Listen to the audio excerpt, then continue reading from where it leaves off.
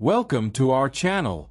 Today, we journey into the night sky of ancient Ghana, exploring the remarkable astronomy and indigenous knowledge of its civilizations. Discover how stargazers interpreted constellations, guided trade, agriculture, and rituals, and preserved cosmic wisdom that shaped governance, culture, and the human connection to the heavens.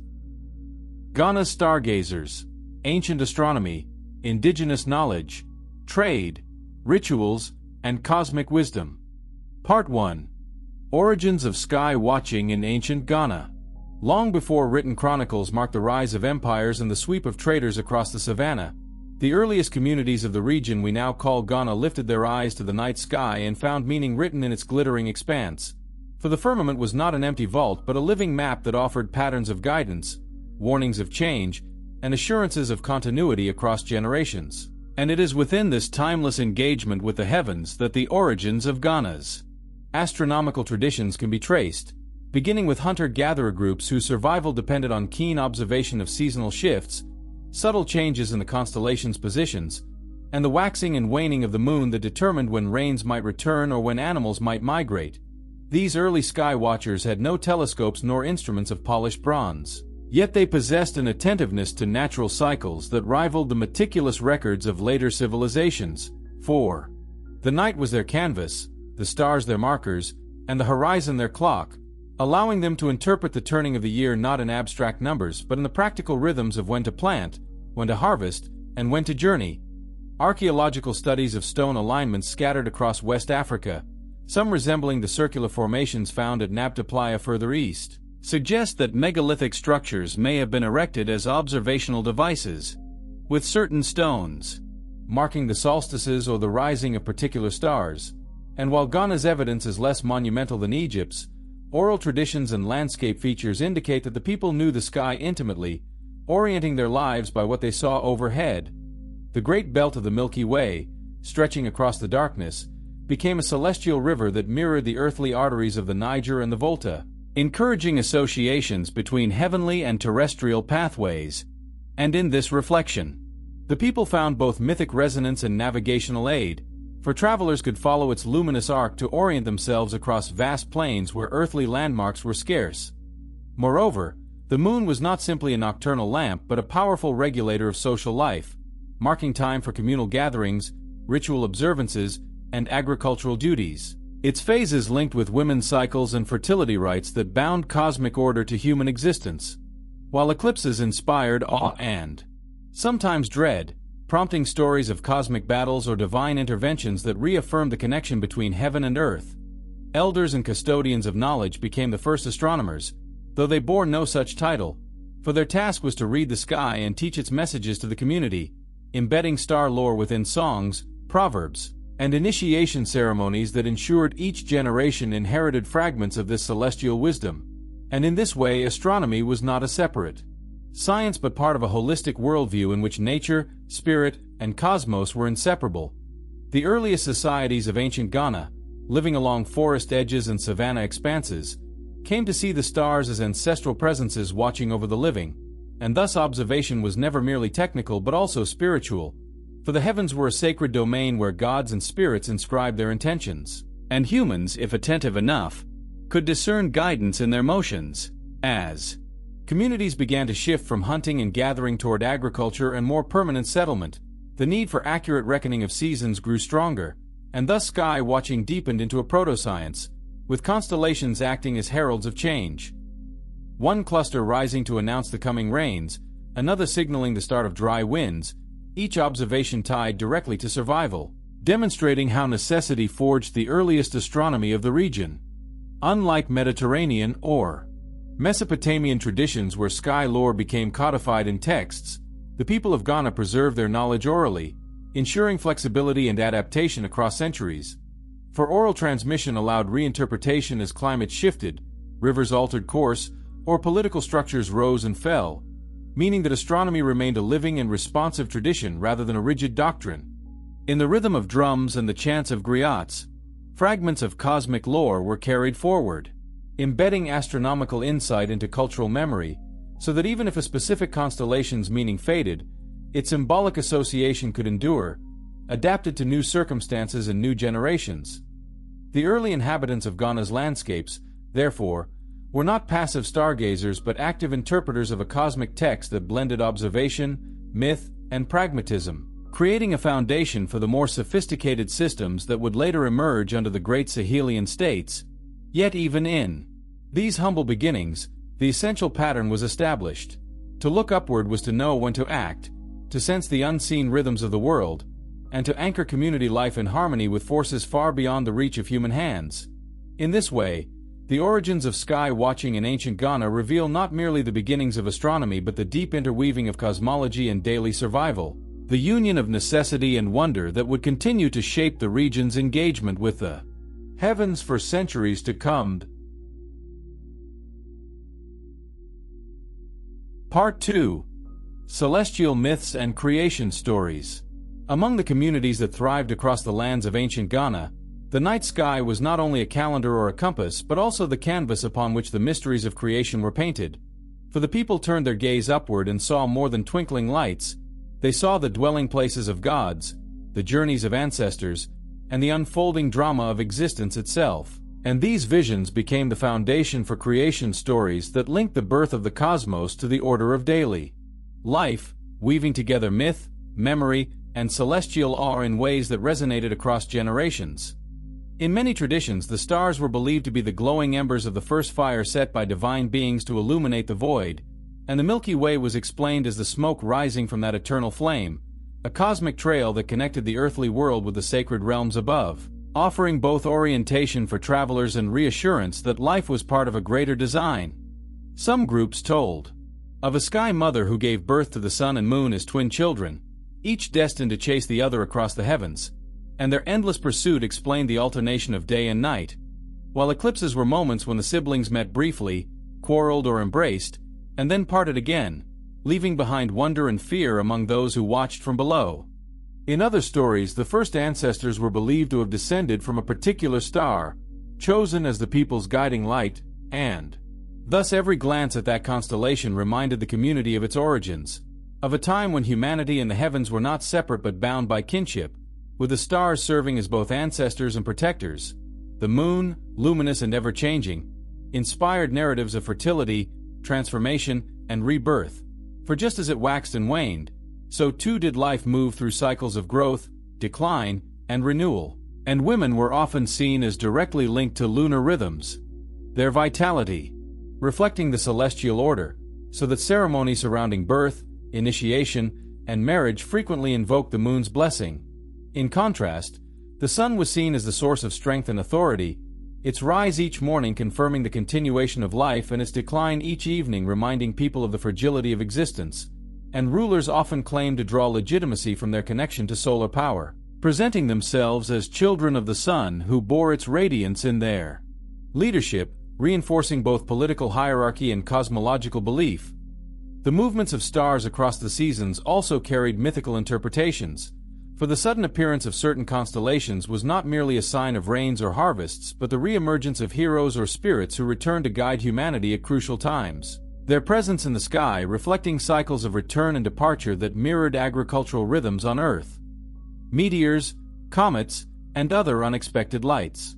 inspired tales of divine messengers or restless spirits crossing the boundaries between worlds, and such phenomena were often accompanied by communal rituals intended to interpret their meaning, whether as warnings of calamity, promises of abundance, or reminders that the universe was alive with unseen forces constantly shaping human destiny. Oral traditions carried by griots and priests ensured that these myths remained vivid, and in each retelling, the stories were adapted, enriched, and localized, so that the sky became not a distant abstraction but an intimate companion whose meanings were accessible to every member of society, from farmers and hunters to chiefs and healers, all of whom found their place within the cosmic order.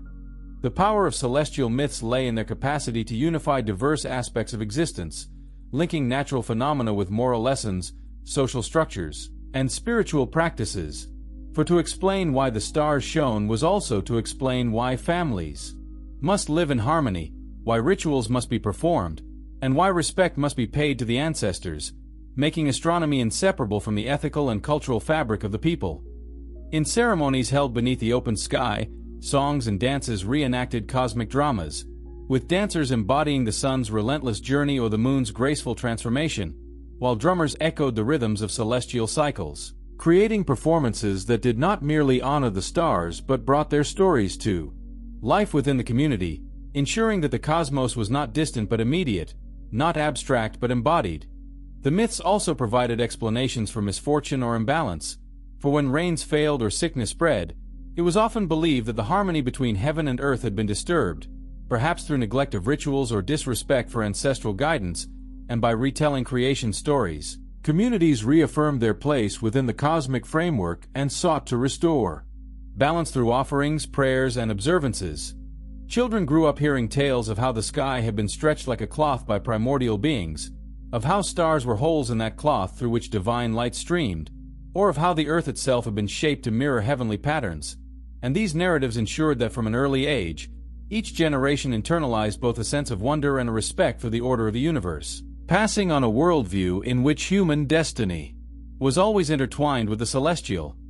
The resilience of these myths lay in their adaptability, for as new influences arrived, whether through trade, migration, or later religious encounters, the stories absorbed fresh symbols while preserving their core message that the sky was a sacred realm filled with meaning. And thus the continuity of belief did not depend on rigid preservation but on dynamic retelling that kept celestial wisdom alive in changing times. In tracing these myths of creation and celestial power, we uncover not only the imaginative brilliance of ancient Ghanaian cultures, but also their recognition that the universe was a storybook written in light,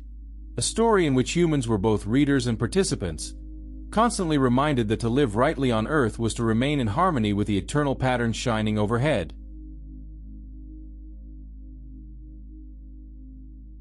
Part 3. Stone Circles and Early Astronomical Markers. Scattered across the savannas and forest edges of West Africa, including the region of present-day Ghana, stand mysterious clusters of stones that testify to an ancient effort to map the heavens upon the earth. And while some are modest in scale compared to the massive megaliths of Stonehenge or the pyramids of Egypt, their significance lies not in size but in intention, for they reveal the desire of early societies to anchor celestial cycles in tangible markers, ensuring that the rhythms of sun, moon, and stars could be read with accuracy and woven into daily survival. These stone circles, alignments, and isolated monoliths may appear as random scatterings to the untrained eye, yet archaeologists and local oral historians suggest that their placements often correspond to solar events such as solstices and equinoxes, with certain stones aligned to the point on the horizon where the sun rises at midsummer or sets at midwinter, turning the land itself into a calendar that required no parchment or ink, only the patience to observe and the wisdom to remember.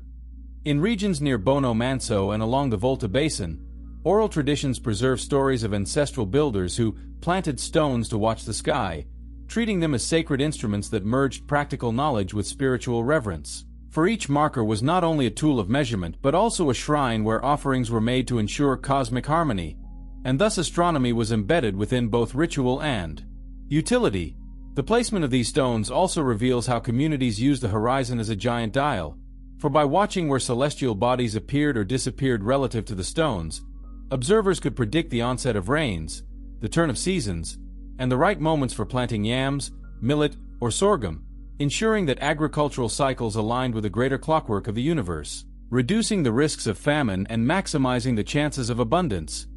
Similar to the Senegambian stone circles further west, some Ghanaian formations may have also functioned as burial sites where astronomy intersected with ancestor veneration, for the alignment of graves and monuments to celestial points suggests a belief that the dead continued their journey along the same cosmic paths traced by the stars, linking the human life cycle with the eternal cycle of the heavens.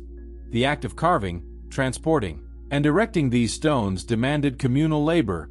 reinforcing social bonds and establishing a collective identity centered on shared cosmic awareness. And in this sense, the stones were not just scientific instruments but also monuments of cooperation, material evidence of a society that valued the preservation of astronomical wisdom across generations. The knowledge embedded in these markers was safeguarded by elders, priests, and specialized knowledge keepers who understood their function, passing down instructions orally on how to interpret alignments, when to observe the first rising of particular constellations, and what rituals must accompany these moments to ensure balance between heaven and earth, thereby transforming the stones into libraries of cosmic time whose pages could be read only by those trained in the art. The durability of stone ensured that such markers endured long after their builders, creating continuity across centuries, so that later communities could inherit not only the physical monuments but also fragments of the knowledge encoded within them, even as interpretations shifted, and in this way the stones became vessels of memory, preserving sky lore even as political powers rose and fell. In some cases, the stone markers served as ceremonial grounds where festivals were staged to coincide with celestial events, drawing the community together to witness the alignment of sun and stone, a visible confirmation that their world remained in harmony with the cosmos. And these moments became charged with both sacred awe and practical affirmation, binding collective faith to observable phenomena. While many of these sites remain understudied, their presence reminds us that ancient Ghanaian societies were far from passive observers of the sky. Instead, they were active architects of a cosmic landscape that transformed the natural world into a stage for celestial drama, embedding astronomy into the very soil they cultivated and the stones they raised, ensuring that knowledge was both grounded and enduring. Such monuments also underscore the sophistication of indigenous science, for they reveal careful observation over generations, a commitment to long-term patterns rather than immediate phenomena, and the ability to translate ephemeral celestial movements into permanent earthly forms, achievements that required both intellectual vision and communal organization. Oral accounts often speak of stones that pointed the way of the sun, or showed the moon its path, demonstrating that the people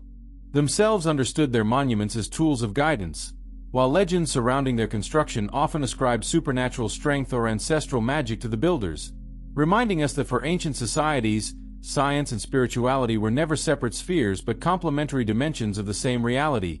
To stand within one of these circles, surrounded by weathered stones set centuries ago, is to feel the weight of ancestral knowledge pressing against the silence of the night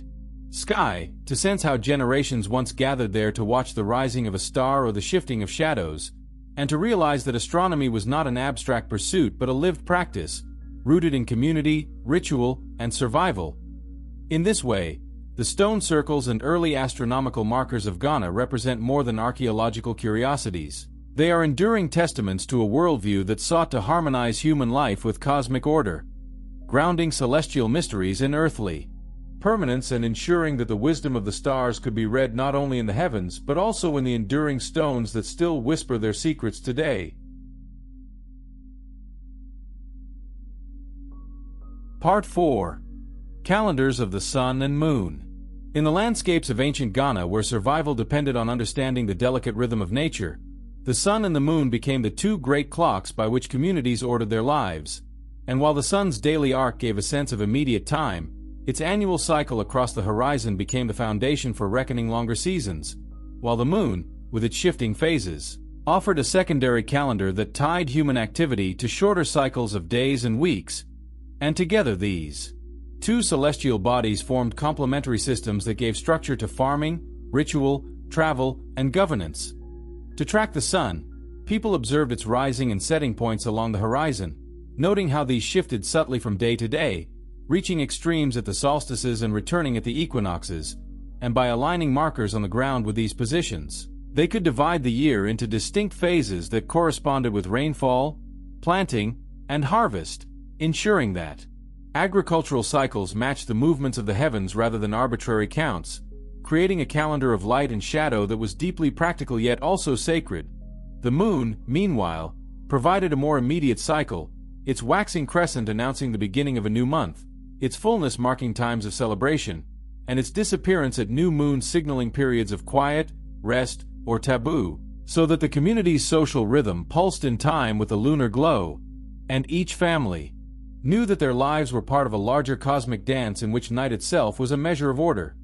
Many oral traditions describe how elders counted nights by watching the moon's shape, using terms that linked phases to familiar natural images, such as the horns of the bull for the crescent or the calabash of light for the full moon. And in this way, astronomy was not a distant science but a living vocabulary woven into everyday speech, ensuring that even children could track time by looking skyward, The interplay of lunar and solar calendars often required careful reconciliation, for the lunar cycle of 29.5 days produced a year shorter than the solar cycle, and so communities devised flexible systems that allowed for adjustments, sometimes inserting an extra, festival moon, to realign agricultural rituals with the solar seasons, a method comparable to the intercalation used in other parts of the world, though achieved here through oral tradition rather than written calculation.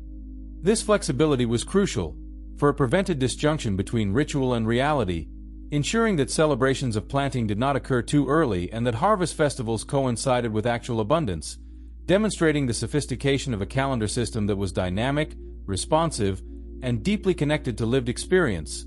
Ritual specialists, often priests or diviners, were entrusted with interpreting these cycles. Their role not simply technical but also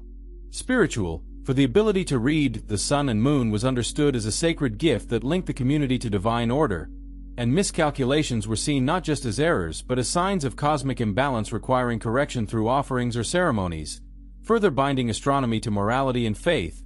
Festivals across Ghana, many of which still persist in modified forms, retain echoes of these calendars, with harvest celebrations tied to the appearance of certain moons and royal rites timed to coincide with solar turning points, showing how celestial reckoning structured not only farming but also politics and cultural identity, embedding the sun and moon into the very rhythm of governance. Travelers and traders likewise depended on these calendars, planning journeys along caravan routes or river paths according to lunar light, for the brightness of a full moon offered safety from predators and easier navigation at night, while the darker phases warned against movement, reminding us that timekeeping was not confined to farmers or priests but essential to all aspects of life in ancient Ghana.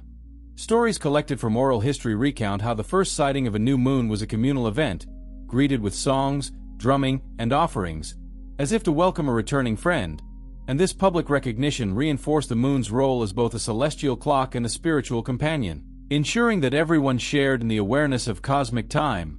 The sun, too, was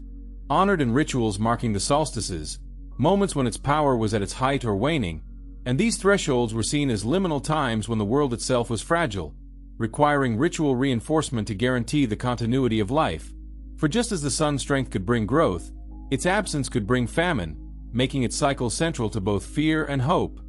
The dual calendar of sun and moon created a layered system of time, one long and slow, the other short and repeating, and together they offered both stability and flexibility, anchoring life in rhythms that could be counted, predicted, and celebrated, yet never controlled. For the heavens belonged to powers greater than human will, and people were always aware that their role was to observe, respect, and align rather than to dominate. This awareness shaped a worldview in which time itself was sacred, each day a gift of the sun, each month a gift of the moon, and each year a weaving together of their patterns. And in honoring these cycles, ancient Ghanaian societies forged a sense of order that transcended mere survival, offering meaning, continuity, and harmony with a vast cosmos that stretched above their lands. The calendars of the sun and moon thus stand as some of the most enduring achievements of indigenous knowledge, a marriage of observation and tradition that enabled communities to flourish in uncertain climates, to anchor their rituals in celestial authority, and to live with a constant reminder that their lives unfolded not randomly but within the great design of the universe itself. Part 5.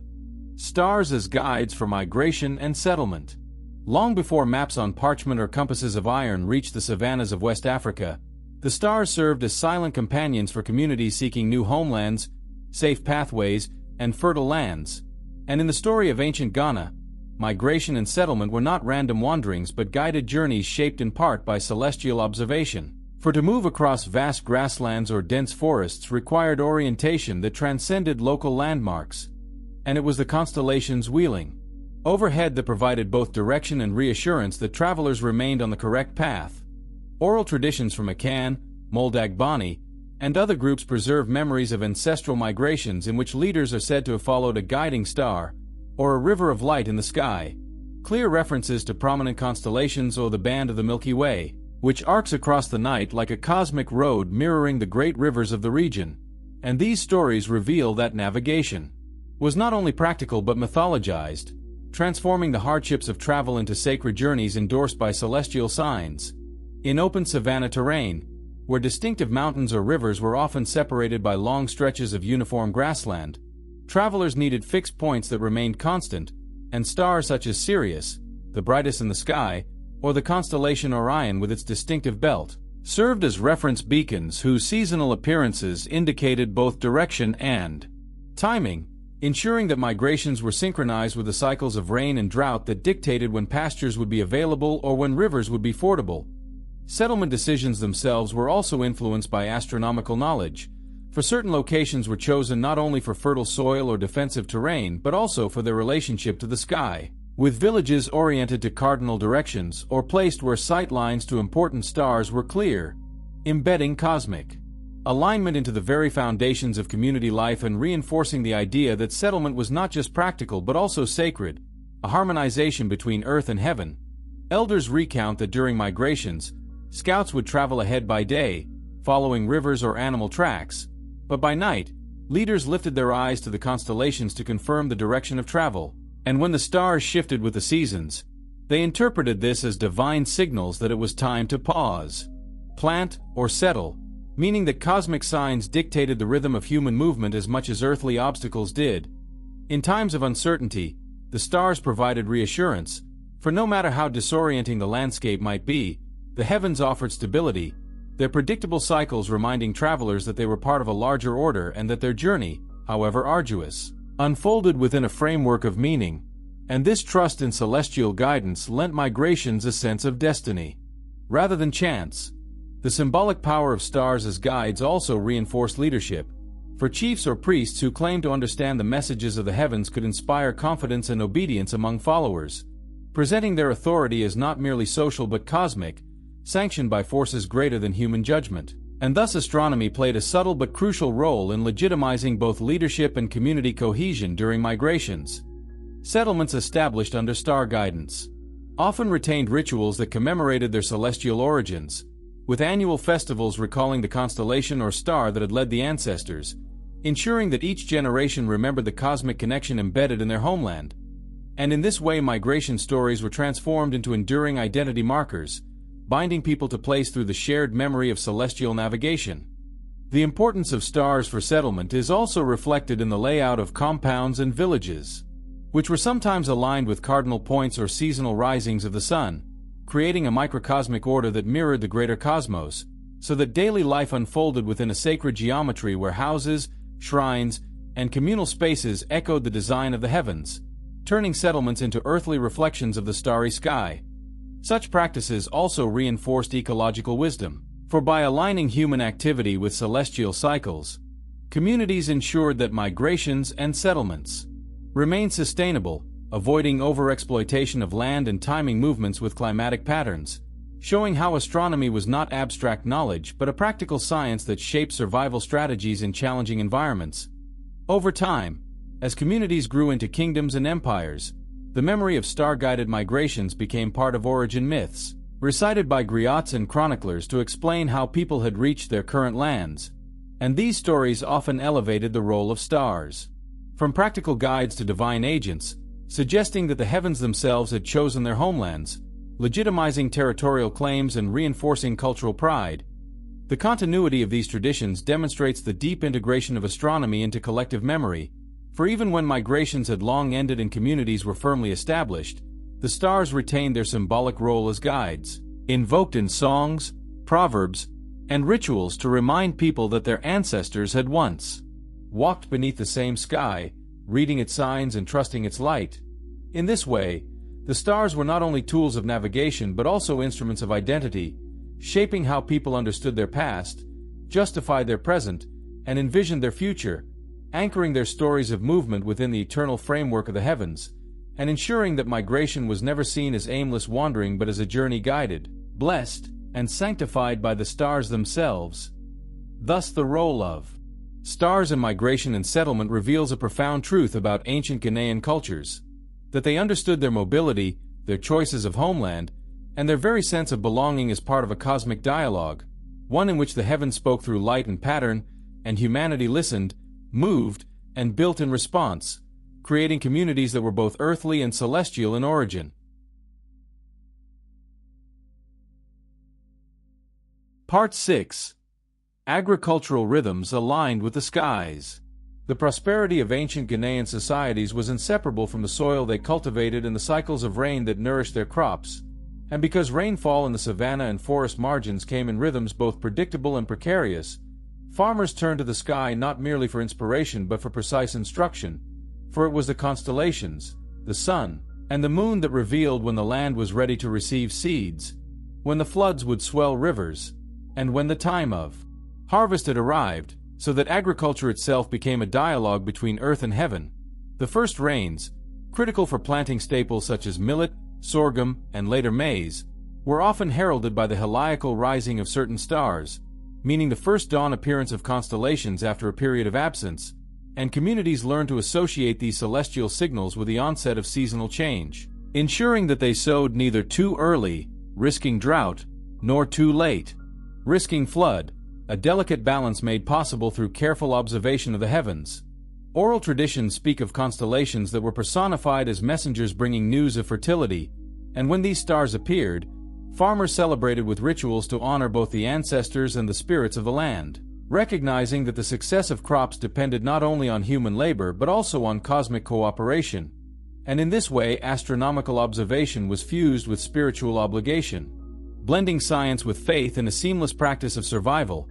The sun's position was also critical, its northward or southward drift along the horizon marking transitions between wet and dry seasons, and by noting these shifts, communities could divide the year into agricultural phases, planning not only for planting but also for the clearing of fields, the timing of fallow periods, and the preparation of storage facilities, all of which required foresight informed by solar cycles. The moon offered an additional layer of guidance, with certain phases considered auspicious for planting, particularly root crops, while others were avoided for fear of producing weak or stunted growth. And though modern science might frame such beliefs as symbolic, they reveal the ways in which lunar cycles structure the agricultural calendar, giving farmers a framework of rhythm that aligned labor with cosmic time.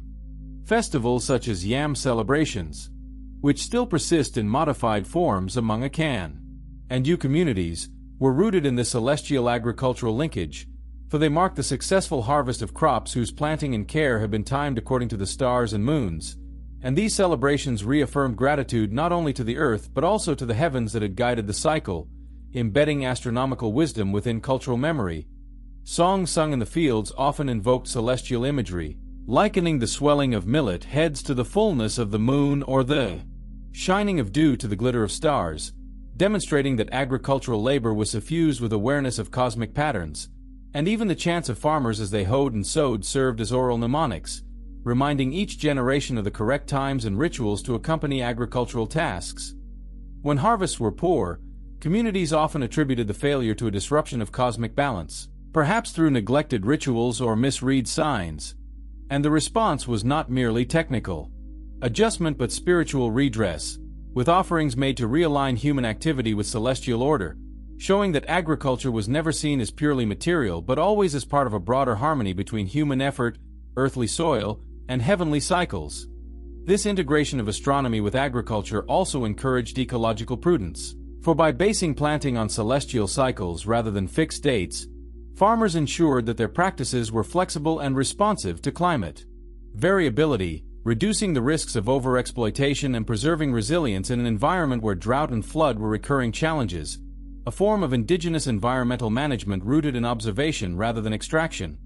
Knowledge of these agricultural rhythms was carefully preserved and passed down by elders, often in the form of proverbs and parables, such as sayings that compared the lateness of planting to ignoring the voice of the stars, or that warned against harvesting before the moon's fullness, and these verbal traditions served both as practical instruction and as moral reminders that farming required patience, discipline, and respect for cosmic time.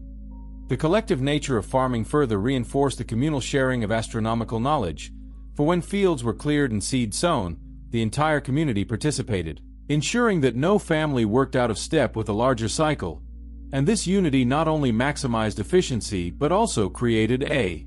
shared sense of destiny, for all relied on the same rains and the same stars, and thus agricultural rhythms became the heartbeat of communal identity. To outsiders, these practices might appear simple, yet they reflect a sophisticated system of timekeeping that was locally adapted, empirically tested over generations, and spiritually enriched. A system that allowed societies to flourish without written records or mechanical devices, relying instead on the living sky as their teacher and the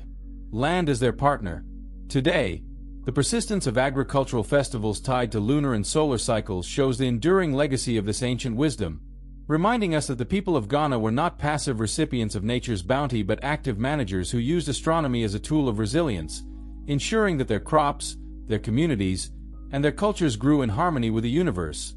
In this way, agricultural rhythms aligned with the skies illustrate the practical genius of indigenous knowledge, a synthesis of observation, ritual, and labor that transformed cosmic cycles into sustenance, turning the light of distant stars and the glow of the moon into food on the table, security for the community, and continuity for the generations to come. Part 7. Rituals, Festivals, and Cosmic Order. In the cultural life of ancient Ghanaian societies, astronomy was never a matter of detached observation alone but a living force woven into rituals, festivals, and the social order itself, for the movements of the heavens were believed to mirror the rhythms of human existence,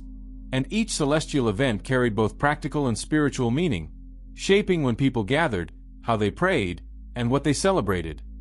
Festivals tied to the first harvests of yam, millet, or maize, for example, were not simply agricultural markers but cosmic affirmations, their dates chosen in relation to the cycles of the moon or the rising of certain constellations, and during these festivals communities danced under starlight, offered libations to the spirits, and sang songs that praised both ancestors and celestial beings, reinforcing the belief that human survival was only possible through alignment with a cosmic order. Ritual specialists such as priests and diviners were often tasked with interpreting celestial signs, whether an eclipse that cast sudden shadow over the land or a comet that blazed briefly in the sky, and their role was not merely observational but interpretive, for they provided the community with guidance on how to respond, prescribing sacrifices or prohibitions that would restore balance, showing that rituals were mechanisms for translating cosmic disturbances into human action. Lunar festivals were especially important, as the moon's phases were highly visible and easily tracked, and its waxing and waning became symbols of fertility, death, and renewal, so that ceremonies of birth, initiation, and burial often coincided with specific lunar days, embedding personal milestones within the greater cycle of cosmic time, and creating a profound sense that individual lives were threads in a vast celestial tapestry. Among Akan traditions, festivals such as Odwara, which celebrated purification and renewal, were scheduled in relation to celestial markers, while GA and U groups observe Hamawo and Hogbetsatso, harvest-oriented rituals with deep astronomical undertones, and though each ethnic group expressed its own distinctive style of worship, all shared the conviction that timing mattered, and that sacred moments were defined not arbitrarily but by reference to the heavens. Fire played a central role in many of these rituals, symbolizing the sun's life-giving energy, with bonfires lit during solstices or equinoxes to honor the transitions of the year, and participants would leap over flames, dance in circles, or carry torches, actions that symbolically link human vitality to the eternal cycle of solar renewal, reinforcing the sense that festivals were reenactments of cosmic drama. Rituals also provided a means of resolving social tensions, for during periods of drought or plague, communities might organize ceremonies appealing to celestial powers, uniting all members regardless of rank in a shared performance of supplication, and by attributing crises to imbalances in cosmic order, these festivals created opportunities for collective healing, making the restoration of harmony both a spiritual and social act. Many festivals incorporated drumming patterns believed to echo cosmic rhythms, with drumbeats mimicking the regularity of lunar cycles or the pulse of seasonal change, and dancers moved in spirals or circles that mirrored the movements of planets and stars, so that the entire body of the community became an instrument expressing celestial geometry, turning the village square into a stage on which heaven and earth met in symbolic performance. Ritual specialists often began ceremonies by observing the sky, seeking confirmation from the stars before declaring the festival open, and if clouds obscured the heavens, postponement was not uncommon, for the ritual could only proceed when cosmic approval was visible. a reminder that human timing was subordinate to celestial timing, and that the order of the stars was the highest authority. Some rituals also carried political implications, as kings and chiefs derived legitimacy from their ability to maintain harmony with the cosmos, and during state festivals they appeared adorned in regalia that glittered like the night sky, with gold ornaments symbolizing the sun and beads the stars, transforming rulers into living embodiments of celestial power, and thereby reinforcing their authority as custodians of both earthly governance and cosmic balance. Seasonal migrations and communal gatherings were also coordinated through rituals informed by celestial events, with families returning home for festivals that coincided with harvest moons or solstices, ensuring that kinship ties were renewed alongside agricultural and spiritual renewal, and thus festivals became not only religious ceremonies but also engines of social cohesion, binding scattered clans into unified wholes through shared recognition of cosmic rhythms. The oral epics and myths recited during festivals often recounted how the stars were placed in the heavens by ancestors or deities, and listeners absorbed not only entertainment but also cosmological lessons. For these narratives explained why rituals were necessary,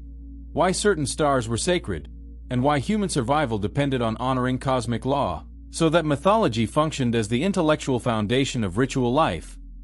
Astronomical rituals were also adaptive, responding to unusual celestial events, and when rare occurrences like eclipses shocked the sky, entire communities might suspend daily life to engage in emergency ceremonies, using chants, drumming, and sacrifices to drive away imagined cosmic predators or restore light, acts that preserved psychological resilience in the face of uncertainty, and demonstrated the community's capacity to interpret even chaos within a framework of ritual order. Through this continual interplay of astronomy and ritual, festivals became timekeepers of culture, regulating the cycles of labor, belief, and governance, ensuring that the memory of ancestors, the fertility of the land, and the stability of the kingdom were all tied to the enduring order of the heavens,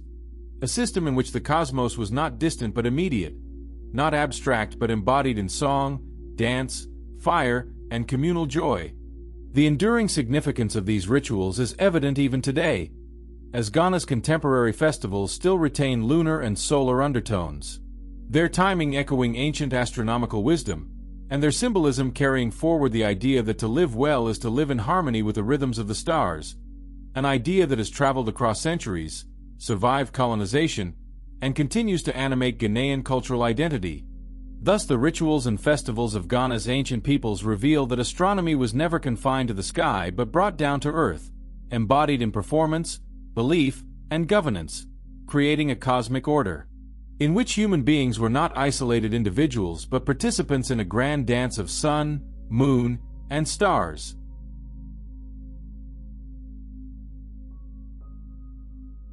Part 8.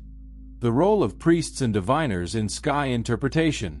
In the ancient societies of Ghana, where survival depended on the balance of earth and sky, priests and diviners stood at the crucial intersection between human life and cosmic forces, serving as interpreters of celestial signs and guardians of the unseen rhythms that govern prosperity, calamity, and destiny. For the people believed that the heavens were not silent but continually communicating, and it was through the trained eyes and ritual practices of these spiritual specialists that meaning was drawn from the movements of stars, phases of the moon, and sudden spectacles such as eclipses or comets.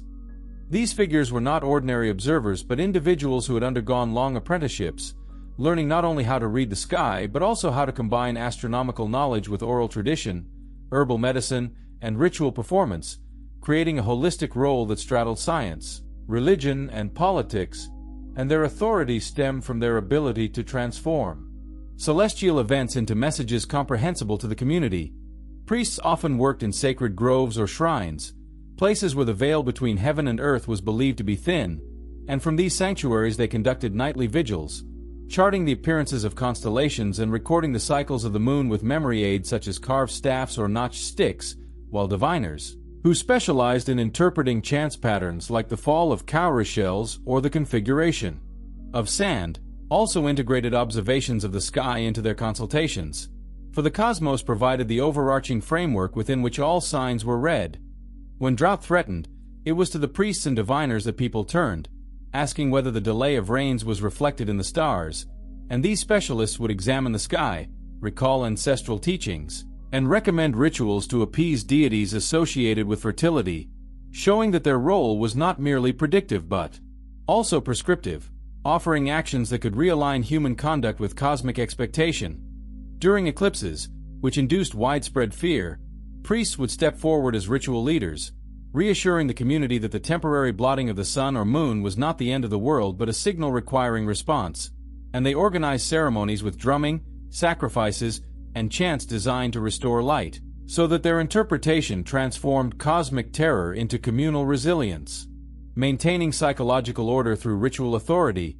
the political power of these specialists was equally significant, for kings and chiefs relied on their guidance to schedule festivals, plan campaigns, and time agricultural cycles, and a ruler who ignored the counsel of sky watchers risked losing legitimacy, for the people would see misfortune as proof that their leader had lost harmony with the universe. Thus the priestly class functioned as both advisors and checks on political authority, binding governance to the rhythms of the cosmos. Their interpretations also influenced trade and travel, since merchants consulted diviners about favorable times for long journeys across the Sahel, and caravan leaders often waited for astronomical confirmations before embarking, for the guidance of stars not only directed navigation but also ensured spiritual blessing. Blending practical astronomy with ritual sanction in the movement of goods and ideas, the training of priests and diviners was intensive, requiring memorization of oral charts that mapped which stars rose at which seasons, which phases of the moon favored planting or fishing,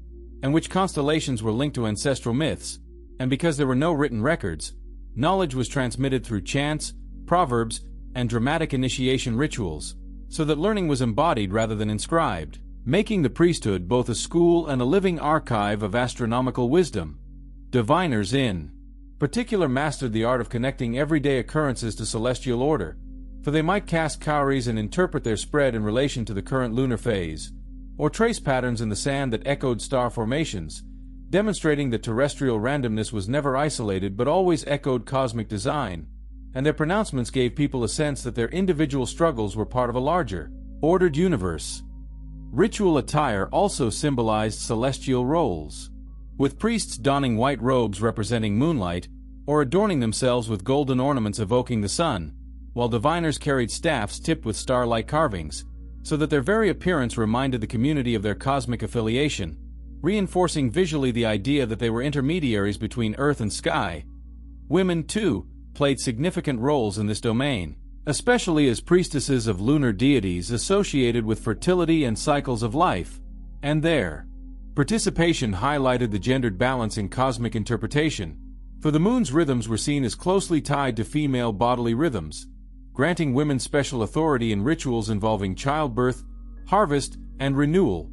thereby expanding the scope of celestial interpretation beyond a male-dominated priesthood. The pronouncements of these specialists were not static but evolved as generations observed new phenomena, and when comets or unfamiliar stars appeared, priests integrated them into the mythological framework, crafting narratives that preserved continuity while adapting to novelty, ensuring that the community could absorb cosmic surprises without destabilization. A remarkable example of how indigenous knowledge systems sustained both tradition and innovation. Beyond practical advice, the spiritual specialists also taught ethical lessons drawn from the sky, warning that arrogance could lead to misalignment with cosmic order or that neglecting communal rituals could invite celestial displeasure, so that morality was inseparable from astronomy, with priests and diviners serving as moral instructors as well as sky interpreters, blending cosmic law with social conduct. Even today, traces of their influence persist in the authority of shrine priests and traditional healers across Ghana, many of whom still consult celestial signs when advising communities, reminding us that the legacy of interpreting the sky is not a relic of the past but a living tradition that continues to shape identity and belief, bridging ancient stargazing with contemporary spirituality. In the end, the role of priests and diviners in sky interpretation shows us that astronomy in Ghana was never a cold science but a warm, communal practice, one that guided kings, comforted farmers, directed merchants, and anchored festivals, embedding the meaning of the stars in every aspect of social life, and ensuring that the community walked in harmony with the cosmos, as interpreted through the wisdom of its chosen guardians.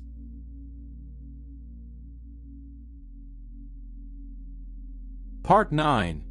Oral Traditions and Storytelling of the Stars. For ancient Ghanaian societies, the sky was not only a field of observation but also a canvas for imagination, and oral traditions transformed the cold brilliance of stars into living narratives that carried history, morality, and identity, ensuring that astronomy was not confined to the domain of priests but shared widely through storytelling, song, and proverb. For in the absence of written texts, it was through the spoken word that celestial knowledge survived, adapted, and inspired. Generation after generation, grandparents sitting by the fire would point out constellations to children and cloak them in stories of hunters, animals, and ancestral spirits, embedding the stars within a familiar moral universe so that when young people looked up at the night sky they did not see abstract points of light but characters in ongoing dramas, each with lessons about courage, humility, fertility, or respect for the natural world.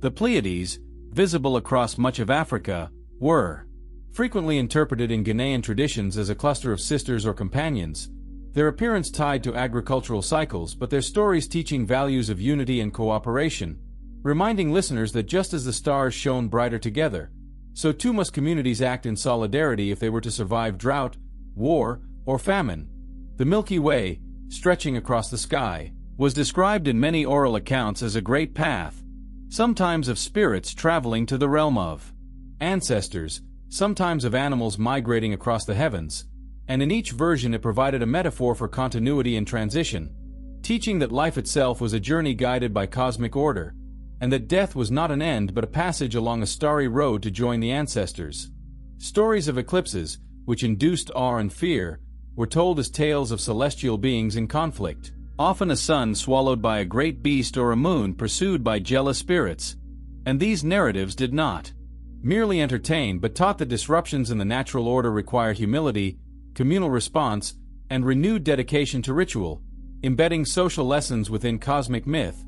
Oral traditions also link constellations to local fauna, so that a cluster of stars might be imagined as a crocodile, a lion, or a bird, reflecting the surrounding environment and grounding the heavens in familiar images. And when storytellers described these animals as protectors, tricksters, or guides, they reinforced moral values tied to everyday survival, creating a dialogue between terrestrial ecology and celestial imagination. Heroes and ancestors also found their place in the skies, with oral epics recounting how great hunters or warriors were lifted into the heavens as stars to remind the living of their deeds. And these tales not only immortalized leaders but also suggested that human greatness was measured not in wealth but in alignment with cosmic order, for only those whose actions benefited the community were deemed worthy of celestial remembrance. Proverbs distilled astronomical wisdom into concise lessons, such as sayings that likened the certainty of sunrise to the inevitability of truth, or that warned against arrogance by noting that even the brightest star must yield to the dawn, and these brief oral formulas served as portable guides to conduct, enabling cosmic principles to shape daily life without requiring detailed explanation. Song provided another powerful medium for embedding star knowledge, with work chants and lullabies containing references to constellations, moons, and seasonal rhythms, so that even in the fields or at the cradle children absorbed astronomical awareness. And by the time they became adults they instinctively linked the turning of the sky with the cycles of labor, rest, and renewal. Ritual storytelling during festivals reinforced this knowledge at the communal level, with professional bards, griots, or praise singers recounting cosmological myths in rhythmic speech accompanied by drums. And these performances were not passive entertainments but interactive events in which audiences responded, echoed, and sometimes corrected the storyteller, ensuring that knowledge was both preserved and dynamically negotiated within the community. The power of oral traditions lay in their adaptability, for while the core lessons about stars and seasons were consistent, the narratives could be modified to address new events, such as the arrival of foreign traders or the outbreak of disease, thus ensuring that cosmic stories remained relevant and could integrate new realities without losing their moral foundation, a flexibility that written systems often lack. Children were initiated into this knowledge gradually, first through playful tales of animals in the sky, later through deeper lessons about agricultural timing and cosmic balance, and finally, as adults, through participation in rituals where astronomical stories were enacted, so that oral tradition functioned as a lifelong education, binding individuals to their community and to the cosmos. Oral traditions also provided a framework for resilience, for when disasters struck, storytellers reminded communities that the stars themselves had endured countless cycles of darkness and light, and that humanity's trials were part of a larger cosmic rhythm. A lesson that encouraged perseverance and hope even in difficult times, showing the psychological power of embedding human fate within celestial narratives. The universality of the sky gave oral traditions unique authority, for no matter one's social status, every person could look upward and see the same stars, and thus stories carried democratic weight, binding kings and farmers alike to a shared cosmic order, making oral tradition not only a vehicle of knowledge but also a force of equality, reminding all that human distinctions paled before the vastness of the heavens. Today, fragments of these stories persist in Ghanaian proverbs, songs, and folk tales, some retold in classrooms or cultural festivals, others embedded quietly in daily speech, and their survival testifies to the enduring power of oral tradition as a vessel of indigenous astronomy, ensuring that the wisdom of the ancients still informs the identity and imagination of modern communities. Thus, the oral traditions and storytelling of the stars reveal that astronomy in Ghana was never solely a science of measurement but also a poetry of meaning, one that animated the night sky with narratives, ensured cultural continuity, and bound human beings to the cosmos through the living power of the spoken word.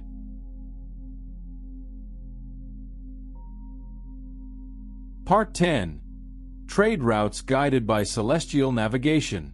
Across the vast landscapes of West Africa, where deserts stretched into endless horizons and forests concealed winding paths, the ability to navigate was a matter of survival, and in ancient Ghanaian societies astronomy provided the compass that directed caravans, guided traders, and linked distant peoples. For the stars became highways in the sky, marking directions, seasons, and safe passages across unfamiliar terrain, so that commerce itself was inseparable from celestial knowledge. The great trans-Saharan trade routes that carried salt, gold, cola nuts, and textiles depended heavily on the observation of the night sky, for in the desert where landmarks were scarce, the stars served as reliable guides, their rising and setting providing orientation for caravans that traveled by night to avoid the searing heat of the sun. And oral accounts suggest that traders memorized the positions of constellations like Orion, the Pleiades, and the Southern Cross, embedding them in chants and proverbs that could be recalled in the darkest hours of the journey. Navigation was not simply about direction but also about timing, for certain stars rose at particular points of the year, and traders learned to associate these celestial markers with the opening of safe travel seasons, waiting for favorable skies before departing, and ensuring that their goods arrived in markets when demand was highest, thus making astronomy not only a survival tool but an economic strategy. Experienced caravan leaders often carried reputations as sky readers, and their authority was tied to their ability to interpret the heavens. For a leader who lost the path or mistimed the journey could doom an entire expedition to thirst, starvation, or attack, while one who successfully guided his people through the desert was celebrated as both wise and favored by the cosmos. So that navigation became a measure of character and leadership as much as technical skill. The link between navigation and ritual was also strong, for before caravans set out, priests and diviners were consulted to confirm whether the stars and moons signaled favorable omens, and sacrifices were made to seek protection on the long road, showing that journeys were not merely economic ventures but cosmic negotiations, with the heavens invoked as allies in the perilous crossing of the desert. Celestial navigation extended beyond the desert into riverine and forest regions, where fishermen on Lake Volta and smaller rivers watched the stars to know when to cast their nets, and traders moving through dense forests relied on gaps in the canopy to catch glimpses of guiding constellations, integrating astronomy into every type of travel, whether across sand, water, or woodland. Songs sung by caravans often carried astronomical references, with refrains reminding travelers which stars marked north or which constellations warned of the coming rains, turning navigation into collective memory work, so that even those who could not read the stars directly could follow the rhythm of the chant, and in this way knowledge was democratized across the group, reducing the risks of overdependence on a single guide. Markets themselves became nodes of astronomical exchange, for traders from distant lands brought with them their own interpretations of the stars, and in the bustling towns of ancient Ghana, celestial knowledge blended with Berber and Tuareg star lore mingling with indigenous Ghanaian traditions, creating a fusion of practical astronomy that enriched all who participated in the trade. The economic success of Ghana's early empires was thus inseparable from this celestial wisdom, for gold mined in the forests reached distant markets only because caravans could cross deserts guided by the sky, and salt essential for survival could flow southwards only because traders trusted the same stars that guided their ancestors, making astronomy an invisible yet indispensable infrastructure of commerce. The dangers of travel reinforced the sacredness of celestial navigation, for stories told of traders who ignored the stars and wandered into oblivion, their bones left scattered in the dunes as warnings to others, while those who humbly followed the heavens were rewarded with prosperity, showing how oral tradition moralized navigation, transforming technical skill into an ethical alignment with cosmic order. Navigation by the stars also fostered cultural memory. For returning caravans often recounted not only what goods they carried but also what skies they saw, describing rare conjunctions or new constellations glimpsed at unfamiliar latitudes, and these stories enriched local cosmologies, broadening horizons both geographically and imaginatively, ensuring that Ghanaian star lore expanded with each generation of trade. The bond between navigation and astronomy was so strong that even when alternative methods like magnetic compasses were introduced later through contact with the Islamic world, the memory of star-guided trade persisted, and elders continued to teach younger generations to look to the heavens, preserving indigenous knowledge as a cultural anchor even amidst technological change. The stars, then, were not passive lights but active participants in the building of Ghana's economic and political power, for without their guidance, the flow of wealth that sustained kingdoms, funded armies, and adorned rulers would have faltered, and thus, celestial navigation was as crucial as any caravan, mine, or market in the rise of ancient Ghanaian civilizations. Today, echoes of this tradition remain in the oral histories of Sahelian peoples, in the songs of camel herders, and in the stories of fisherfolk who still read the stars on dark waters, reminding us that trade routes guided by celestial navigation were not only arteries of commerce but also conduits of cultural memory, carrying both goods and wisdom across the vast canvas of West Africa. In this way, Ghana's traders and travelers demonstrate how astronomy functioned not only as a science of observation but also as a foundation of mobility, economy, and exchange, a cosmic map that transformed the daunting expanses of desert and forest into navigable pathways, ensuring that the people of Ghana were never isolated but always connected, their destiny written in the stars they so carefully followed.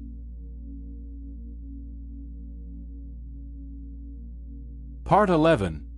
Astronomy and Political Authority. In ancient Ghana, celestial observation was far more than a tool for survival or agriculture.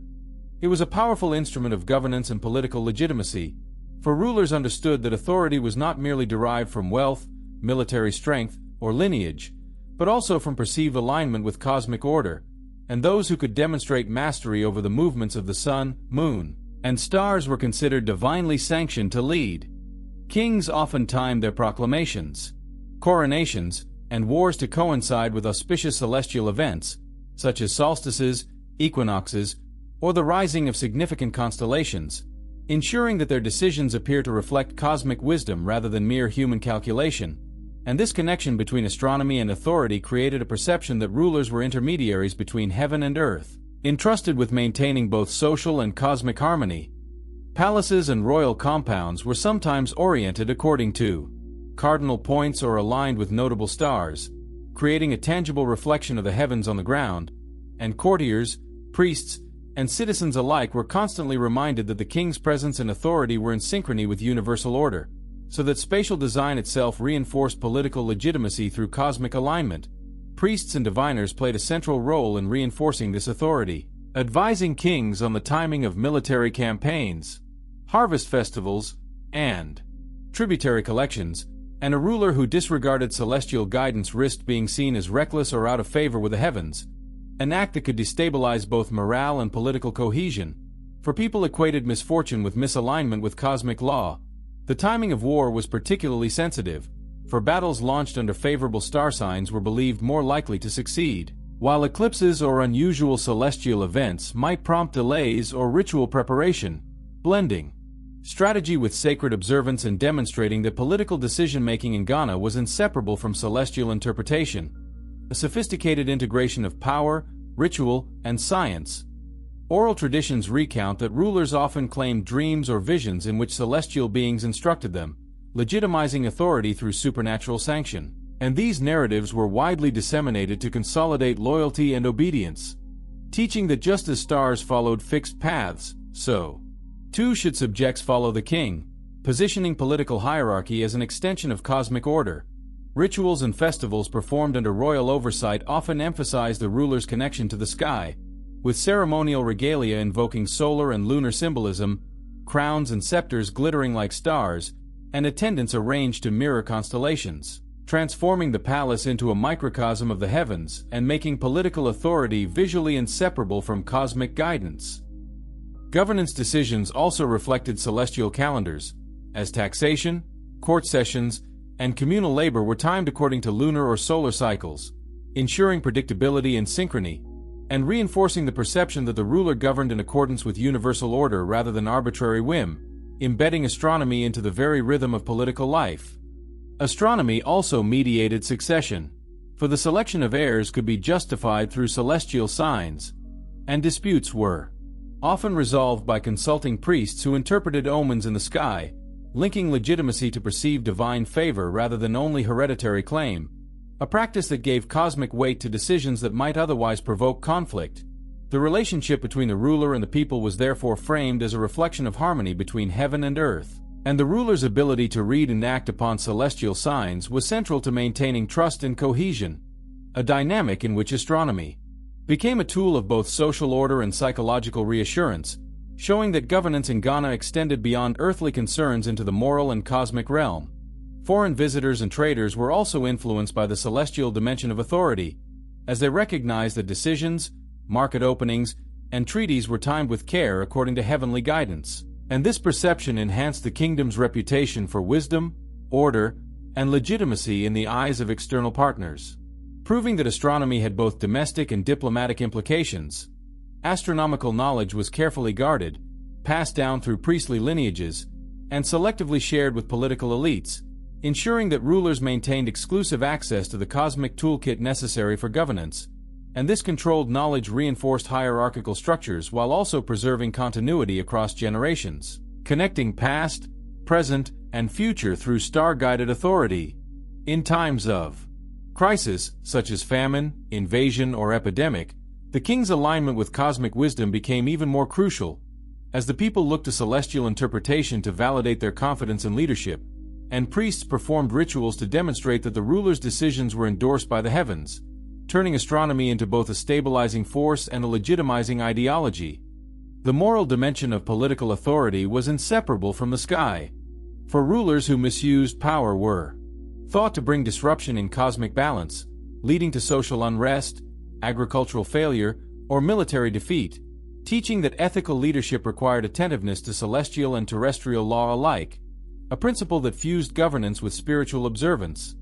Even architectural projects, such as constructing royal tombs, palaces, or temples, were influenced by celestial observation, aligning entrances, altars, or windows with the rising or setting sun and key stars, thereby linking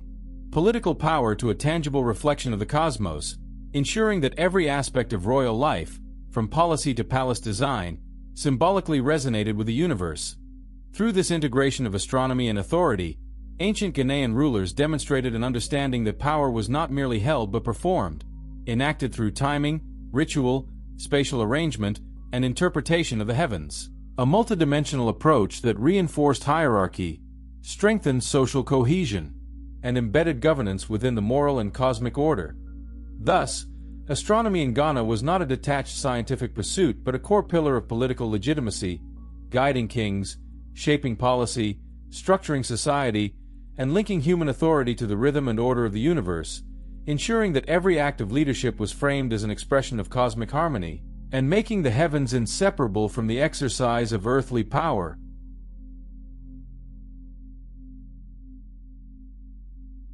Part 12. Astronomy in Urban Planning and Sacred Architecture. In ancient Ghana, the layout of cities and the design of sacred spaces were profoundly influenced by celestial knowledge, reflecting a belief that human settlements were meant to mirror the cosmos and harmonize with the rhythms of the heavens. For urban planners and spiritual advisors collaborated to align streets, compounds, and temples with the movement of the sun, moon, and key constellations, creating spaces that were both functional and symbolic, demonstrating that architecture was inseparable from astronomy. Settlements were often oriented along cardinal axes, ensuring that major thoroughfares and public spaces aligned with the rising and setting sun during solstices or equinoxes. And this alignment was not merely decorative but imbued with spiritual significance, symbolizing order, stability, and the ruler's connection to cosmic cycles, while also aiding in practical navigation within the urban landscape. Temples, shrines, and royal compounds frequently incorporated windows, doorways, or openings positioned to frame the rising of certain stars, allowing sunlight or starlight to illuminate sacred altars on specific dates, thus transforming architecture into a living calendar and embedding celestial cycles directly into the experience of space, reminding inhabitants daily of their place within cosmic order. Residential areas were also planned with awareness of the sun's path, maximizing natural light and airflow, but with additional attention to ritual observance, so that communal gathering spaces or ancestral shrines were positioned to receive the morning or evening sun at auspicious moments, blending practicality, ritual function, and symbolic resonance, and reinforcing the integration of cosmic and terrestrial concerns in daily life. Public squares and marketplaces often occupied the center of cardinal grids, with major streets radiating outward like celestial rays, linking sacred sites to commercial hubs, and creating a network that reflected both cosmological principles and social hierarchy, reminding citizens that civic organization was part of the same order governing the heavens, and that commerce, ritual, and governance were interdependent. Some cities were designed to honor specific celestial phenomena, with observation points built into high mounds or towers to track the movement of the sun, moon, and bright stars, allowing priests and civic leaders to calculate festival dates, agricultural timings, and other critical events, so that architecture became both a tool of governance and a repository of astronomical knowledge, a tangible manifestation of the community's dialogue with the cosmos. Royal tombs were particularly influenced by celestial alignment, with entrances and chambers positioned so that sun rays or starlight would penetrate on dates significant to the deceased ruler, linking the afterlife to cosmic order, and transforming funerary architecture into an enduring testament to the ruler's place within both earthly and celestial hierarchies, while also instructing the living on the cycles of time and morality. Sacred groves and open ritual spaces were likewise oriented to maximize observation of the sky, allowing priests and diviners to read constellations and planetary movements, perform ceremonies at the right moments, and provide guidance to the community, so that architecture facilitated both spiritual practice and the practical application of astronomical knowledge, turning cities into active participants in cosmological understanding. Even defensive structures incorporated celestial considerations, with walls, gates, and watchtowers positioned to track sunrise and sunset, providing not only tactical advantage but also aligning martial readiness with natural and cosmic rhythms, demonstrating that planning for security was intertwined with broader principles of order and harmony, and that every aspect of urban life was informed by awareness of the heavens. Residential compounds, too, reflected solar and lunar cycles, with hearths, sleeping quarters, and communal areas arranged to maximize comfort, light, and ritual observance, teaching inhabitants to live in sync with cosmic rhythms, and subtly reinforcing ethical and practical lessons through spatial design, so that daily life itself became a form of celestial education. Urban water features, including ponds and channels, were sometimes placed to mirror rivers or the path of the Milky Way, integrating the natural environment with cosmic imagery, and reminding citizens that the city was a microcosm of both earth and sky, a sacred reflection of universal order in which human activity was always in dialogue with the cosmos. Architecture also codified social hierarchy, with elite compounds and palaces occupying positions aligned with sacred stars, while common residential areas were positioned relative to these cosmic axes, creating a physical representation of social and cosmic order intertwined, and reinforcing the message that the ruler, as the intermediary between people and heavens, occupied the space where earthly power intersected with celestial authority. Ritual pathways and processional routes were carefully designed so that during festivals, priests, rulers, and citizens could move through the city while tracking the sun or stars, creating a choreography of space and time that embodied celestial rhythms in human movement. so that urban experience itself became a living enactment of astronomical knowledge.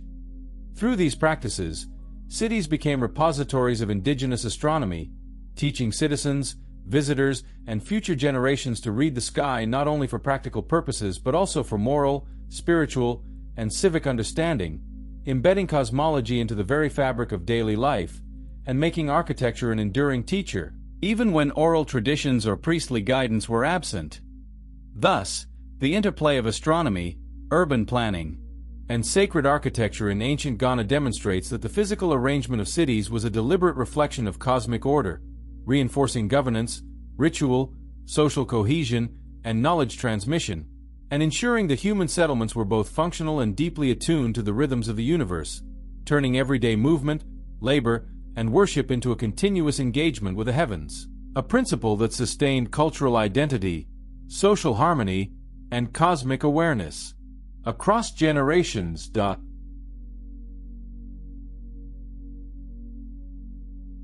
Part 13.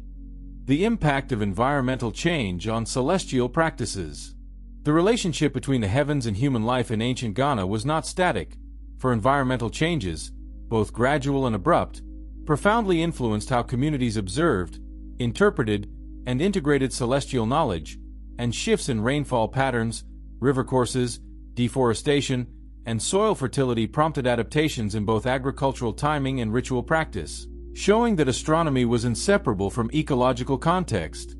As savannas expanded or contracted, the predictability of seasonal rains could shift, requiring farmers to refine their observation of the stars and the moon to anticipate planting and harvest periods, and communities learned to adjust their agricultural calendar based on subtle variations in celestial markers, revealing a dynamic interplay between environmental pressures and cosmic observation, a feedback loop in which nature and sky work together to shape human activity. Droughts, in particular, prompted innovations in both practice and ritual, for priests and diviners interpreted reduced rainfall as a sign that the heavens were displeased, and communities responded by recalibrating planting times, performing new ceremonies, and consulting elders and itinerant astronomers to confirm star-based guidance, demonstrating that environmental stress heightened the practical and spiritual importance of celestial knowledge. River migration and erosion also affected the use of waterways for transport and fishing, and as rivers shifted course or lakes receded, navigational practices tied to the stars had to be updated, ensuring that trading caravans, fishing communities, and transport networks remained synchronized with both the terrestrial and celestial environment, and teaching generations to read the sky in conjunction with changing landscapes. Forest encroachment or deforestation altered visibility of the heavens from village settlements, requiring the construction of elevated observation platforms, clearing of ritual spaces, or relocation of sacred groves, so that cosmic observation could continue uninterrupted, showing that environmental management and astronomy were intertwined, and that the preservation of open sightlines was as vital as accurate counting of lunar cycles. Climate variability also influenced the timing and form of festivals, for droughts could delay planting or harvest, shifting festival dates and prompting rituals designed to appeal for rain, while unusual celestial phenomena, such as comets or rare planetary alignments, were interpreted in the context of environmental stress, linking ecological hardship to moral and cosmic considerations, and integrating adaptation into both practical and symbolic life. Oral traditions adapted accordingly, recording environmental anomalies alongside celestial events, creating stories that preserved memory of past droughts, floods, and famines, and teaching future generations how to interpret signs in the sky in relation to terrestrial conditions, ensuring that knowledge of the stars remained useful even as the landscape transformed. Astronomical calendars were revised in response to ecological changes, for some constellations might appear slightly earlier or later due to shifts in horizon visibility, and communities adjusted rituals, planting schedules, and navigational practices to account for these differences, demonstrating an empirical and iterative approach to celestial observation rooted in lived experience rather than rigid doctrine. Soil depletion and agricultural expansion also shaped cosmic engagement, as farmers relied increasingly on star-guided rotation of fields, fallow periods, and intercropping strategies to maintain fertility, showing that environmental stewardship was informed by celestial patterns. and that astronomy provided the framework for sustainable land use and risk management in changing ecological contexts. Epidemics and food scarcity were often linked to environmental fluctuations, and diviners interpreted these crises in relation to cosmic misalignment, prescribing ceremonies that combined purification, sacrifice, and recalibration of agricultural activity, so that environmental stress reinforced the social and spiritual centrality of astronomy, highlighting its role as both a diagnostic and regulatory system for communal resilience. As trade expanded and towns grew, urban environmental pressures such as deforestation, dust storms, or altered river flow challenged traditional observation points, leading to the construction of elevated mounds, dedicated observatories, or open plazas designed to maintain visibility of key stars and constellations, showing that urban planning, environmental adaptation, and astronomy were mutually dependent, with each shaping the effectiveness of the other. Migration patterns also intersected with celestial practice, as communities relocating to new ecological zones brought star knowledge with them. Adapting observation techniques to different latitudes, elevations, or vegetation, and blending their ancestral sky lore with new environmental realities, a process that enriched astronomical knowledge while preserving cultural continuity across landscapes. Ritual innovation often accompanied these environmental adaptations, with new ceremonies devised to honor local spirits, appease cosmic forces, or mark ecological thresholds, showing that the people of Ghana treated the heavens and the Earth as a dynamic system requiring ongoing negotiation and careful attention to change, and that spiritual practice was a medium for environmental intelligence. Even in periods of climatic stability, subtle seasonal shifts were closely monitored, and elders instructed youth to notice variations in the rising or setting of stars, moon phases, or solar positions, so that communities were always attuned to ecological signals, and could anticipate drought, flood, or other hazards, demonstrating that environmental literacy and astronomical knowledge were mutually reinforcing. These adaptations were codified in oral histories, songs, and proverbs, ensuring that ecological change did not erode the practical utility of celestial knowledge, and preserving continuity while accommodating novelty, so that the wisdom of the stars remained responsive to the living landscape, a system of knowledge that integrated observation, memory, and moral guidance. Throughout these adjustments, the people of ancient Ghana displayed remarkable resilience and creativity, showing that astronomy was not a static body of facts but a flexible framework for responding to environmental uncertainty, sustaining agriculture, trade, ritual, and governance in a world where both earth and sky were in constant motion, and ensuring that cosmic understanding remained relevant across generations, even as the landscapes that framed their lives transformed in ways both predictable and surprising. Thus, the impact of environmental change on celestial practices illustrates that Ghanaian astronomy was a dynamic, adaptive, and deeply ecological enterprise, one in which the sky was read not in isolation but in constant dialogue with shifting rivers, soils, forests, and climates, turning the observation of stars into a tool of survival, planning, and cultural continuity, and demonstrating that ancient Ghanaian societies understood the inseparability of earth, sky, and human action.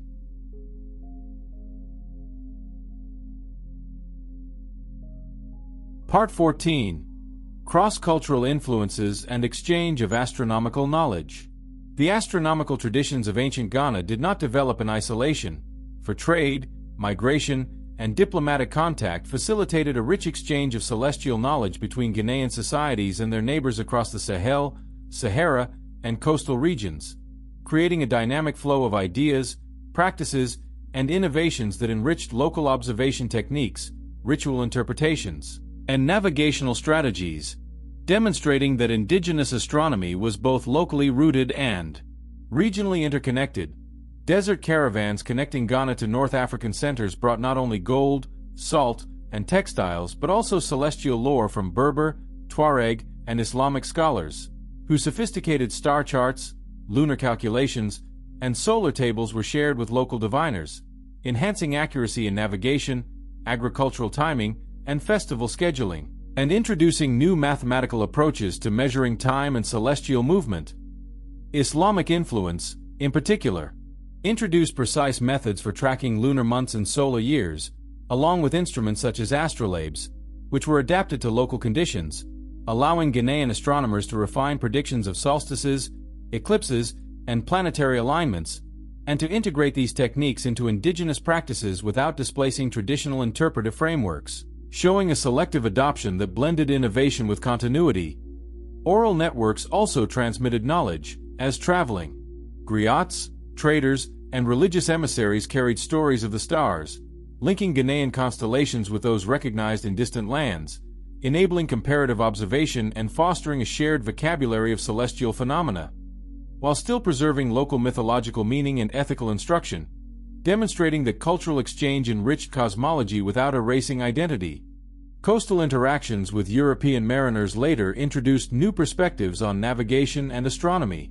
including the use of compasses and the conceptual mapping of the southern sky. And while some of these practices were incorporated into local techniques, Ghanaian astronomers retained their emphasis on moral and ritual dimensions of celestial observation, blending foreign precision with indigenous interpretation, and creating a hybrid knowledge system responsive to both local and global horizons. Astronomical instruments were occasionally modified through exchange with imported tools, inspiring local artisans to produce replicas suited to Ghanaian environmental and ritual contexts, and inscriptions or carvings often combined external symbolic elements with indigenous cosmological representations, showing that material culture reflected intellectual exchange as much as practical application, and reinforcing the link between craft, observation, and cosmology. Cities such as Kumbi Sala became hubs of knowledge exchange, where visiting scholars, merchants, and diplomats could observe rituals, consult diviners, and participate in festivals that encoded celestial knowledge, facilitating comparative learning and cross-pollination of ideas, while preserving the secrecy and authority of local specialists, illustrating that knowledge networks were both open and protective, a delicate balance between innovation and tradition. Cross-cultural influences also affected storytelling, with local oral epics incorporating elements of northern, Saharan, and coastal cosmologies, adding depth and complexity to myths of the stars, and enabling storytellers to expand moral, navigational, and agricultural lessons for a broader audience, showing that adaptation was as much literary as it was observational, and that celestial narratives were living, evolving frameworks. Trade networks further stimulated observational refinement, as merchants traveling long distances reported star positions at different latitudes and seasons, prompting local astronomers to adjust their calculations, notice discrepancies, and refine oral charts, demonstrating an empirical approach to knowledge exchange in which foreign observations complemented indigenous experience, enhancing precision while respecting local interpretation. Religious interactions introduced new ritual calendars and ceremonial timing based on lunar calculations from Islamic scholars, which were blended with Ghanaian solar and agricultural markers, creating composite calendars that allowed festivals, planting, and political events to be coordinated with greater predictability, showing that celestial exchange had immediate social, economic, and spiritual benefits. Teaching and apprenticeship systems were influenced by these exchanges, as young priests and diviners were exposed to multiple traditions, learning both local lore and foreign techniques, fostering intellectual flexibility, and creating a generation of astronomers capable of integrating diverse approaches while maintaining cultural identity, ensuring that cross-cultural contact did not erode local knowledge but strengthened it through comparative insight. Even ethical and cosmological lessons were enriched, for foreign star myths and numerical systems were reinterpreted to convey indigenous moral principles, demonstrating that knowledge exchange was not passive absorption but active translation, a creative process in which external elements were internalized and given new meaning in Ghanaian contexts, reinforcing the primacy of local values and communal coherence alongside technical advancement. Regional conflicts and alliances also shaped the flow of astronomical knowledge, as diplomatic envoys carried observations and calculations, offering insight into eclipse prediction, solstice observation, and lunar cycles, while trade disruptions temporarily slowed exchange, showing that political context directly influenced the circulation of celestial understanding, and that astronomy was deeply embedded in broader networks of power and commerce.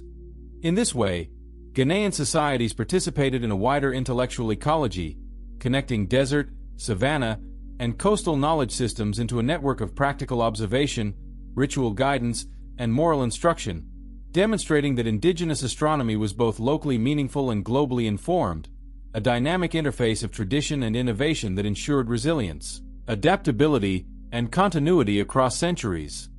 The legacy of these cross-cultural exchanges persists today, visible in the hybridization of calendrical systems, the blending of star stories, and the continuity of ritual timing informed by both ancestral and foreign observation, showing that Ghanaian astronomy was never isolated, but continually evolving through dialogue, trade, and shared human curiosity about the heavens. Thus, the exchange of astronomical knowledge demonstrates that ancient Ghanaian civilizations engaged in sustained intellectual interaction with distant cultures,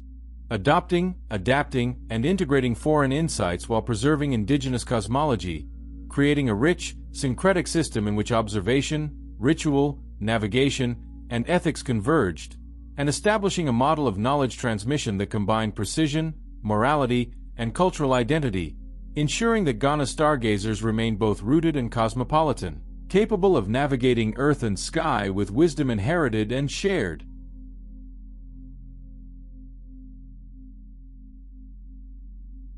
Part 15. Legacy of Ghana's stargazers in modern science and culture. The astronomical wisdom of ancient Ghana, carefully observed, recorded, and interpreted over centuries, has left an enduring legacy that continues to influence both scientific practice and cultural identity today, bridging the past and present in ways that demonstrate the resilience, adaptability, and ingenuity of indigenous knowledge, and reminding modern observers that the study of the stars is not merely a technical enterprise but a living cultural heritage. Schools, universities, and cultural centers in Ghana now celebrate the legacy of traditional stargazers, incorporating their methods, oral histories, and calendars into curricula that highlight indigenous contributions to astronomy, showing that scientific education can honor ancestral knowledge while equipping students with modern tools, and fostering pride in a lineage of observation, prediction, and interpretation that predates colonial science. Contemporary Ghanaian astronomers sometimes reference oral traditions, star myths, and ritual timing when developing educational programs, public outreach, or community science projects, demonstrating that modern astronomy need not replace indigenous understanding but can coexist and dialogue with it, creating a holistic view of the sky that values observation, narrative, and ethics alongside mathematics and physics. Cultural festivals and ceremonies continue to embed celestial observation, linking modern performance to ancient practice, and illustrating that the rhythms of the moon, the rising of key constellations, and the timing of solar events remain meaningful, reinforcing community cohesion, agricultural awareness, and spiritual engagement, showing that the stars continue to guide daily life in symbolic as well as practical ways. Researchers studying climate, ecology, and environmental history increasingly recognize the value of indigenous astronomical knowledge, using oral accounts of star cycles, drought indicators, and seasonal patterns to reconstruct historical environmental data, demonstrating that traditional observation can inform contemporary science, and that the stargazers of Ghana contributed empirical insights of lasting value. Navigation techniques inspired by ancestral practice are preserved in oral and material culture, with fishing communities, rural traders, and cultural educators passing down methods for observing stars, the moon, and horizon markers, highlighting continuity in practical skills, and offering living testimony that astronomy is not solely abstract but embedded in daily life, labor, and survival. Art and literature also draw inspiration from ancient celestial knowledge, with contemporary poets, visual artists, and storytellers reimagining constellations, star myths, and cosmic narratives, transforming them into modern expression while preserving moral and philosophical lessons, showing that the imagination of Ghana's stargazers remains a fertile source for creativity, interpretation, and cultural identity. Digital technology and media have enabled a revival and wider dissemination of these traditions, with online platforms, documentaries, and educational apps translating oral stories, star charts, and ritual calendars into formats accessible to national and global audiences, demonstrating that ancient wisdom can thrive in new media, extending its reach while preserving authenticity and ethical framework. Astronomical observatories in Ghana now sometimes integrate indigenous observation techniques with modern telescopes, providing a dual perspective that honors historical methods while facilitating contemporary research, and highlighting that the knowledge of Ghanaian stargazers is not merely historical curiosity but a foundation for ongoing exploration, connecting generations across time through observation, interpretation, and wonder. The ethical dimension of observation emphasized by ancient priests and diviners also continues to inform modern practice, as contemporary educators highlight the importance of using celestial knowledge responsibly, respecting community values, and linking scientific inquiry with social and environmental stewardship, reflecting the integrated worldview of ancient Ghanaian societies. Heritage organizations document and protect sites associated with ancient astronomical practice, including sacred groves, observation mounds, ritual plazas, and temples aligned with celestial events, preserving tangible links to past knowledge and providing research opportunities that illuminate how astronomy shaped governance, agriculture, and culture, creating an enduring spatial record of cosmic engagement. Oral history projects record remaining traditions, stories, and mnemonic devices used to recall star positions and seasonal markers, ensuring that the next generation can access not only astronomical knowledge but also the worldview that connected morality, ritual, and observation, highlighting that indigenous astronomy was never isolated from human experience but a comprehensive guide for living. The philosophical and cosmological insights of Ghana's stargazers continue to resonate, reminding modern societies that human existence is inseparable from environmental rhythms, celestial cycles, and social responsibility, offering lessons in humility, observation, and the harmonization of human activity with natural and cosmic order, showing that science, culture, and ethics were intertwined in ways that remain instructive today.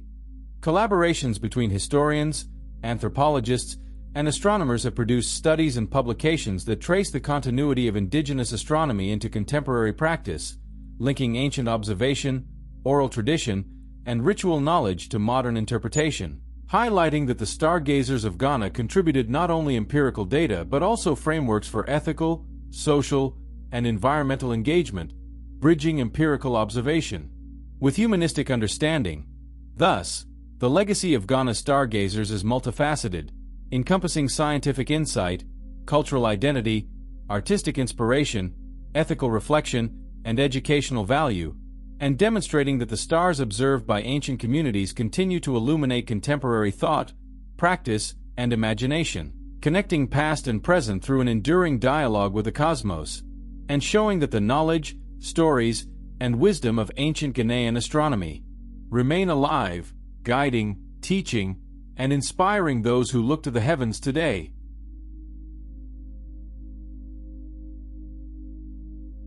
Thank you for watching. Ghana's ancient stargazers reveal a world with a cosmos-guided daily life, trade, and spirituality. Their knowledge persists in stories, rituals, and modern culture. Stay curious, look to the stars, and join us in uncovering the hidden wisdom of history, reminding us that the skies connect us all.